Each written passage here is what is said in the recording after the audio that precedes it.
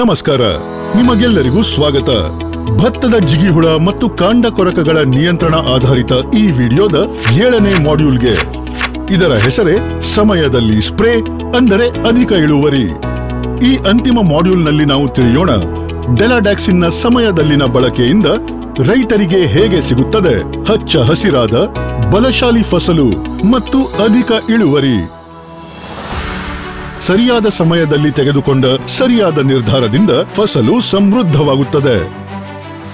ರೋಗದ ಲಕ್ಷಣಗಳಿಗಾಗಿ ಕಾಯುವುದು ದುಬಾರಿ ತಪ್ಪಾಗುವ ಸಾಧ್ಯತೆ ಇದೆ. ಡೆಲಾಡ್ಯಾಕ್ಸಿನ್ ತಕ್ಕ ಸಮಯದಲ್ಲಿ ರೈತರಿಗೆ ಸರಿಯಾದ ನಿರ್ಣಯ ತೆಗೆದುಕೊಳ್ಳುವ ಅರಿವು ನೀಡುತ್ತದೆ.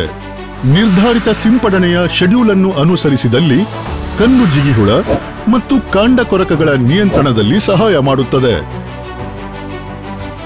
ಇದರಿಂದ ರೈತರ ಹೂಡಿಕೆ ಸುರಕ್ಷಿತವಾಗಿರುತ್ತದೆ ಮತ್ತು ಉತ್ತಮ ಇಳುವರಿ ಸಿಗುತ್ತದೆ. ಸರಿಯಾದ ಸಮಯದಲ್ಲಿ ಸಿಂಪರಣೆ ಮಾಡಿ. ಫಸಲಿನ ಅಧಿಕ ಕಠಿಣ ಸಮಯದಲ್ಲಿಯೂ ಧೈರ್ಯದಿಂದಿರಿ.